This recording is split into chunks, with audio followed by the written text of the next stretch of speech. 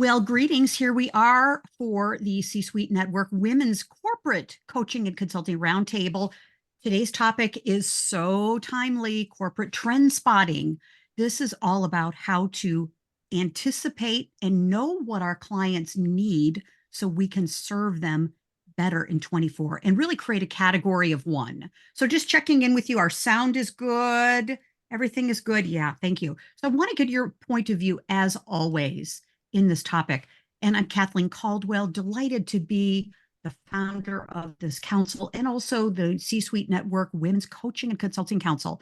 I've been a coach since, I think, about 1998, quite a long time. I'm an author, speaker, and all things coaching. I love it, love it. And as you ladies always know, my most favorite thing that I do is be ballroom dancing partner to my beloved husband, Michael. So there we go. We're going to send him great wishes and lots of love. So thank you. And also loving kindness to all of you and yours as well as we complete this 2023 moving into the new year. And so, as we start our broadcast, I just want to put in a quick promo and a quick reminder that we have, as always, had some tremendous programs. Sonia Jante, her program that's on our YouTube channel, we're now up to, I think, about 145 different programs. It is an encyclopedia, treasure trove of great content for excellent coaches and consultants. Sonia Jante's program was just tremendous. You'll also see that she's offering a very specific assessment that you can download that's really invaluable. And of course, Chris Miller did a program on financial fitness, having confidence in our financial future. It was extraordinary as well. I mean, just her content alone, everybody was leaning in on the program. It was so good. And of course, our last program, we talked about how to future-proof your career, your business success, which is kind of aligned with today as well. This is like taking the next step. So just curious, I just always keep up on what's happening on LinkedIn for us coaches and consultants. And, as of the last couple of months, there were about 6.58 million coaches and consultants. Not to discourage us, but more to say, as you all know, people are leaving corporate in droves. The big three accounting firms have been laying off more of their consultants. So these folks are saying, hey, I can take the package and I can start my own gig, or I can retire. And so many of them are so young, they want to keep moving and they've had great success. They want to start their own business. So we're going to have more opportunities. I think this is opportunity because we can partner with them, align with them, and we've been in this game a lot longer than they have. So I think we've got great opportunity. But the key is, how do we stand out in a world where there are millions of people that say that they're a coach, they're a trainer, they're an instructional designer, they're a curator, they're building communities. How do we really find our lane and accelerate? And of course, always add value. So top trends, the theme today, and I want to present a couple, then get your point of view on this, is top trends moving into 2024, trend spotting. And I'm just wondering if someone would like to read the definition. The acquisition and evaluation of trends that impact organizations. Thank you, Nancy Geary. Yeah. And I find that being a trend spotter is one of the most important and exciting things that I do, finding trends that are things that set me apart so I can step into my thought leadership and continue to add value. And I know that you are, and the wonderful folks watching our replay are also trend spotters.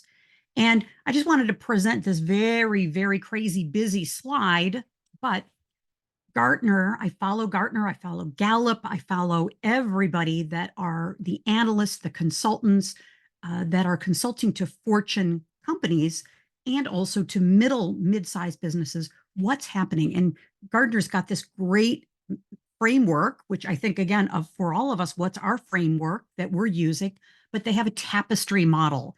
They're using technological, political, economic, social, cultural, trust, ethics, regulatory, legal, and government, and environmental trends. They're merging them all together using, of course, ChatGPT, AI, and pulling together all of these different trends to consult with their clients. And so for us, just being aware of what are all these trends in the tapestry model. And if you wanted to do some more research on it, go to Gartner.com and you can find out what are those models and how are they relevant to the work that we're doing. Because obviously, as we move into 2024, things like technology and political unrest, we've got major elections in Europe and the United States, economic factors. I mean, all of these impact us and our clients. So just knowing this, having an awareness of it is really important. And of course, asking our clients, hey, what do you see are the economic trends for the next year? How do you see, say, for instance, you want to develop a new course curriculum? What do you see are the trends that could impact this positively or negatively? Things of that nature. And then, of course, trend number 2 is, of course, seeing around corners. Steve Jobs was really known for this, as you all know, is being able to see what's obvious before anyone else, to be able to have your awareness. You've got a lot of news feeds that you're subscribing to, and what are the conditions that are going to be happening in the future that are not yet possible? So what do you see are things that are happening? Kathy, for you, I can so see women leaving corporate executive jobs with perhaps they've got their retirement account, they've got they've got their funds to be able to start a new gig, but they don't have any sort of visibility or awareness in the marketplace. So being in one of your books would certainly help them raise awareness about who they are, their point of view, and get more acceleration, as opposed to putting it out there saying that they're a coach, one of 6.8 million coaches. So you can really be the catalyst, Kathy, for community and for visibility. Okay, really cool. And then I just want to list one other, and we can get a little conversation going here, is what I'm noticing too, and Nancy, I thought of you specifically on this too, is focusing in with all of our work. What are the outcomes that we are promising our clients, or we're aligning with them? What are the outcomes that they're looking for, not necessarily the process? And it's interesting, I used DALI AI, and I put in what are the processes in a coaching framework versus what is it that corporations and organizations want.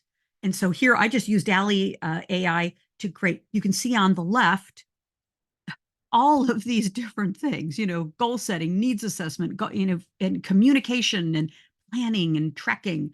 So if we're going into our corporate clients saying, I can do this, this, this, this, this, this, this, this, this, their head's going to spin, when in fact, on the right, all they really want is for people to work better together, to have better communication, get better results, have more alignment in the organization.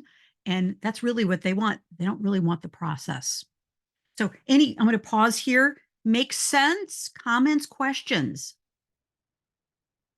This is what I'm reading a lot more and more, is that people are not saying, hey, we want coaching, for instance, or we don't want to have, we don't necessarily being part of a book or creating a course. Well, that's important, but what's it going to do for me? What's the outcome? Yeah. Anything that you would like to add as we keep moving along here? I think it's great, like you're saying, of thinking so far ahead, or in a way that helps you see what's not easily normally seen, and to anticipate that. And isn't it, I mean, would you think about that, Kathy? How does it occur for you? How do you feel about that? Because I think it's part of your thought leadership for yourself as well as Nancy and for me. What does it bring up for you, being able to do that? Exactly. And part of what I've been working on with my book projects is really fine-tuning who would this create the most value for, and how do I present that to them so that they see that value? Because for people that haven't been in books yet, they don't understand all of the other things that come along with it. So they'll be like, oh, why would I want to be in a book? Because they don't see the rest of it. So I need to be able to spin that around and present why, what they're going to get out of it, rather than what it is. Brilliant. So brilliant. And for all of us, I think it's what problems are we solving, of course. And what are the problems, the issues, the opportunities? How can we add value? And, coming back to what's the pain they're experiencing and how do they want to get out of that pain? Yeah. Yeah. And Nancy, feel free to jump in and we'll keep moving along. So outcomes is really looking at all of the, number one, what's happening in the world, of course, and how can we weave in these different things that are happening. This is part of trend spotting as well as being a thought leader. What's really happening in the economy, in the world, and social issues. I mean, you just flip on the news. Of course, I'm not advocating we become a news junkie, but subscribing to some high level thought leadership. And of course, I'm a huge advocate on this to consume, yes, but more importantly, to create. Part, I think, of trend spotting is that we're a creator, that we're taking things and we're providing more value in getting our voice out there in the world. Okay. And that's a whole other set of conversation, but focusing in on those outcomes. So I just put together a list of 5 things that I think we could really be thinking about in trend spotting. Is what results are people looking for? Well, we set clear objectives and outcomes. Nancy, I'm singing your praises here because this is what you do with your work. Regular progress checking, tracking with our coachee, our consultant, our client, providing honest and helpful feedback, goal alignment with the organization, the groups, the teams, the people that we're working with as coaches and consultants. How are their goals aligned with the organization? As an example, I had a client 2 years ago, and she was a senior level executive, very, very young woman. And she was wrestling with, do I accept the promotion or do I get pregnant? And I helped her to realize through our coaching process, she was a long-term 1-year coaching client who moved up the ranks very quickly. And she was with this dilemma and she couldn't make the decision herself. And I coached her to say, hey, it doesn't have to be an either or kind of thing. How can you have both? What do you need to do? Who do you need to become? Who do you need to align with? What allies do you need to have in the organization? What's the process to have both? And she was so grateful because she didn't want to leave this company, but at the same time, she wanted to have more children in her family. So I had great satisfaction in this, that her goals were aligned with the organization's goals. I think we can have both. It doesn't have to be an either or. And also, finally, continuous learning and upskilling. I'm reading this all over, is that corporations do not have the capacity to constantly train and develop their employees. That's where we come in. We can fill the gap in their training and development, their upskilling, their continuous ongoing learning. Okay. Any comments you want to mention about this? Are you seeing this too? Yeah, Nancy, I'm sure you are. Well, I'm looking at doing more corporate work. And I believe that this would be true in what's happening now. I think that we've got like the millennial group, they really value ongoing learning. They expect to have some investment in their development now, and they're getting older now. So it's so maybe I think as they get older and they start to really kind of take over, I think we're going to see a shift because of what they value. Right. And the tremendous different generations, different communication styles, different values in the organization, blending all of these different learning styles, all of these people together to support the companies as well as the team and the organization's values, right? And outcomes. Yeah. Yeah. Really interesting. Super. Yeah. Good. So I think that for us is for me, asking a lot of questions, being in alignment, doing a lot of surveys, and really having a lot of informational interviews, keeping the conversation going, picking up the phone, having in-person lunches and coffees, and just coming into my corporate clients to find out really what's happening in their world has been so valuable for me. Love that. So anyway, just a couple more trend spotting things that are really important.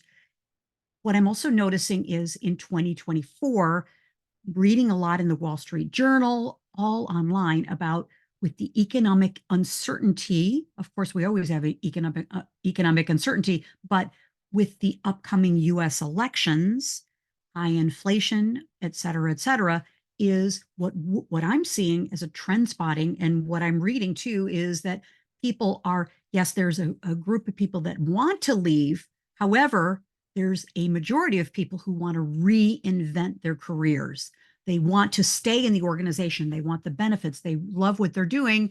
And there's some things that are probably annoying to them. We as a coach consultant, we can support them in this.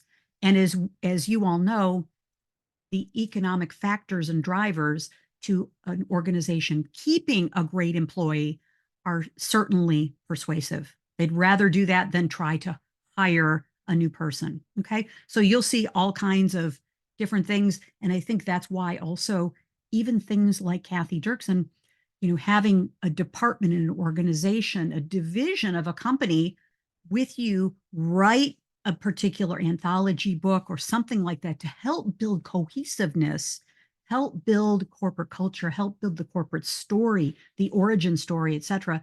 There's a tremendous opportunity for you as well. And I don't know that we've talked about it, but I think that's pretty cool. There we go. Good. So, and also this trend spotting about the term job cuffing, meaning that employees are doing things to keep themselves cuffed to the job, as well as employers are doing things to keep people engaged, aligned, loyal, value, all those kinds of things. So again, just trend spotting, looking to see the great stay is another trend spotting thing that we need to know about. Of course, diversity and equity, inclusion, and belonging, another huge trend spotting thing. And of course, the DEIB marketplace is huge. There's controversy with it, of course, but it's going to do nothing but grow in the next year. And you can see it's trending by global industry analysts to be a $15.4 billion marketplace. So how can you take advantage of this in the whole, the staying type of phenomenon, as well as the belonging? Okay. So another trend spotting. And then two more to go, which is organizations supporting the whole employee. This is incredibly hot and very important, is organizations, companies are looking to retain valuable employees, contractors, valuable partners, the supply chain, all this type of thing, the whole ecosystem, and of course, get new clients, customers, is being able to look at the whole of the employee.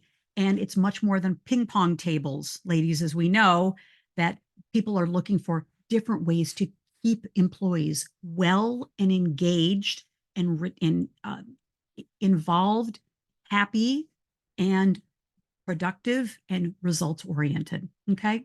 So just want to put that one out for you, because I think there's so much opportunity here for all of us. Okay. And then, we've talked about this before, but thinking about for ourselves as a trend spotter, what's that inflection point?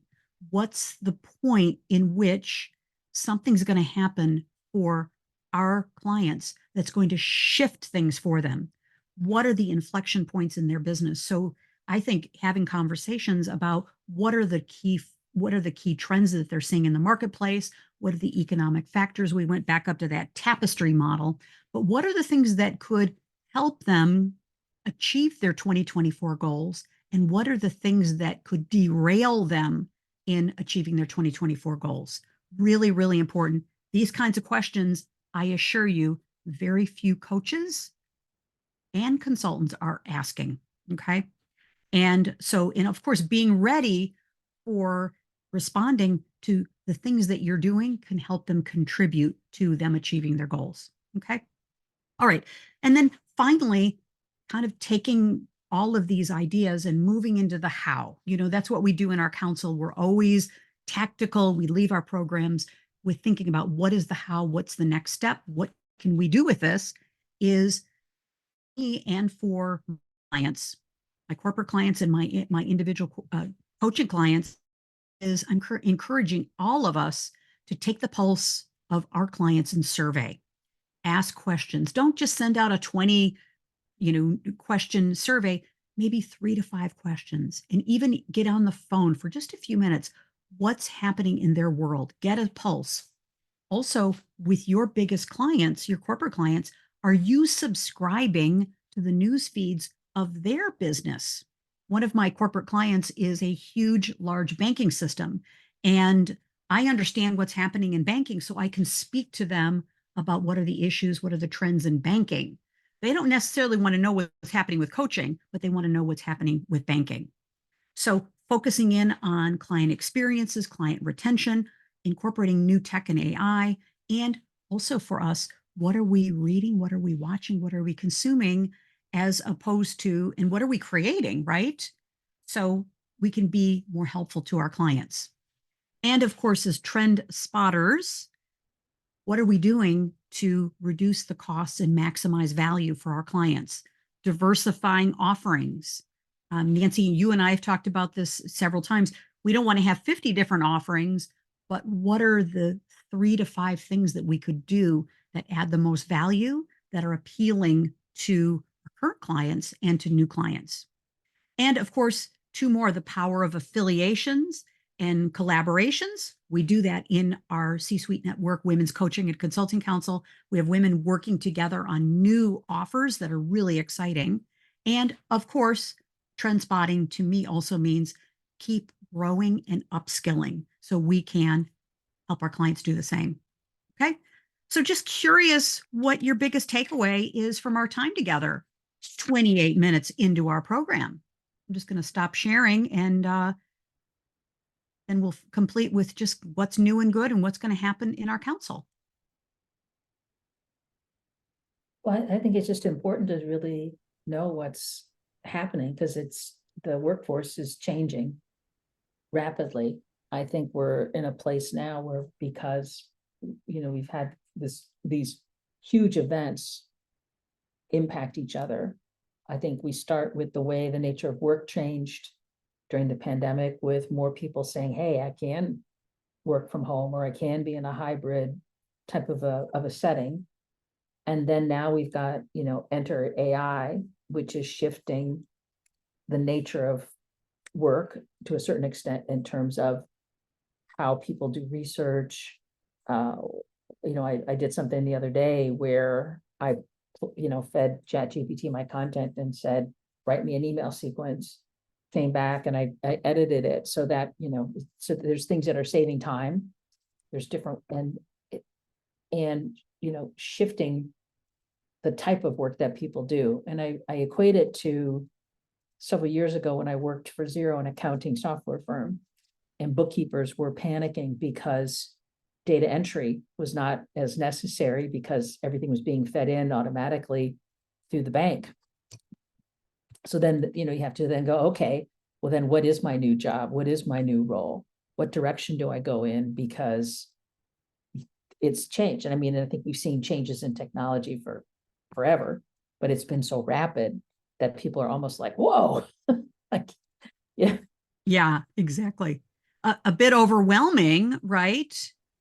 And I think even, Nancy, for the work that you're doing, it's so important, I think, to help employees in a ever-changing, economy, economic, socioeconomic, whatever it is, to help employees be nimble and to be resilient. This is another thing, I didn't put it in the slides, but I'm seeing so much resiliency, and to withstand all of what's happening in the world and continue to be a leader, right?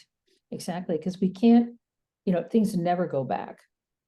Right. Yeah. So it's like, okay. Great observation there. Yeah. It never goes back to, people kind of like And I think there was sort of this thought that we would go back to the way life was pre-pandemic. Right. No, because things shifted and people were like, hey, this flexibility works.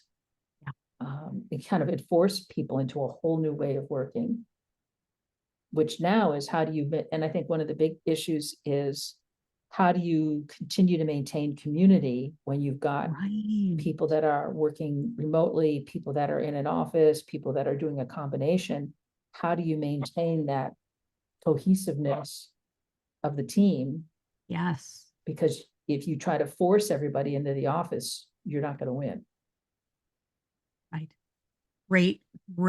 Great observation, and very timely, Nancy, very timely. We've seen banking systems in the financial services really forcing people to come back, especially also a lot of tech firms forcing people to come back. And I think the HR and employee engagement and all of the support mechanisms are having a hard time dealing with that, because the mandates are saying one thing, but yet they're experiencing pushback from their employees. And the most ironic one is Zoom wanting people back in the office. Right. Absolutely. Very great point. Isn't what your product? Yeah, exactly. The paradox. Okay, Nancy, I can see a thought leader program from you there. I can see a thought leader article from you, and a whole different thing is how to bring people together in a sense of community, foster community in a highly diverse and remote workplace, right? Yeah. Yeah. Because it's interesting, because I think people are seeking community, but they're also wanting to have the ability to work the way they want to work. So it's kind of and community doesn't necessarily mean that everybody's in the office and it's pizza day. Exactly. Not that there's anything wrong with pizza day. Right, exactly. And it's much more than the ping pong tables and yes, and the people clocking in for the coffee clock in. They're clocking in just enough time for coffee. And I did 6 different interviews on Fox affiliates 2 weeks ago, all about this lazy girl movement and this whole movement about people wanting to. There are people that are on TikTok, of course, that are espousing that, hey, you can make $100,000 a year and you can do the bare minimum, and here are the things to look forward to. And so it was fun to be on Fox Radio to talk to different parts of the country and how it's showing up for them. Yeah, as a way to be a thought leader and get my point of view out there, as opposed to constantly consuming stuff. Yeah. So there we go. Yeah, thank you. Good. All So right. as we complete, and we're so grateful, thank you for being here and for participating and expressing your point of view. And we thank everybody who's watching our replays on our YouTube channel. As we believe in our council, that we think really the whole secret to success is being powerful together. So we invite you to come and join us on a Saturday morning, Circle. We're now on I'm going to double check. We are now on our 82nd consecutive Saturday. And it's 27 minutes of pure deliciousness, great community, great connection. We talk about different topics every week. And as you know, why 27? 27 means new beginnings. So we're so happy about that. And we know you've been part of that many Saturdays, Nancy. Thank you. And we're starting off the new year with a bang, because we've got programs about how to do some specific planning. What are the top tips? So we're inviting our esteemed faculty members on January 4th, Thursdays. Our programs are always on Thursdays at 1 p.m. Eastern. What are the top tips that coaches and consultants are saying for the new year? What must we be focused on? So we'll be having everyone share that. And then, of course, we invite you to come join our council. We want to promote you, showcase you, highlight you, give you a platform to rise and shine as one of our esteemed faculty members. How do you do that? Schedule a quick call with me, calendly.com, Kathleen Caldwell, and let's have a conversation. Where are you going in 2024? How can our councils support and lift you up? So with that, thank you, and check out our YouTube channel. You can subscribe, the bell will ring, and you'll get a notification of all of our new videos. So we encourage everyone, let's take some action, at least on one idea that you may have gotten from our broadcast today. We're all about taking action. So with that, thank you, thank you, thank you. Have a wonderful New Year's Eve, and we're looking forward to a fabulous 2024. So with that, bye for now. Thank you. Thanks, Lots of love to Kathleen. each of you. Bye-bye. Thank you. Bye-bye.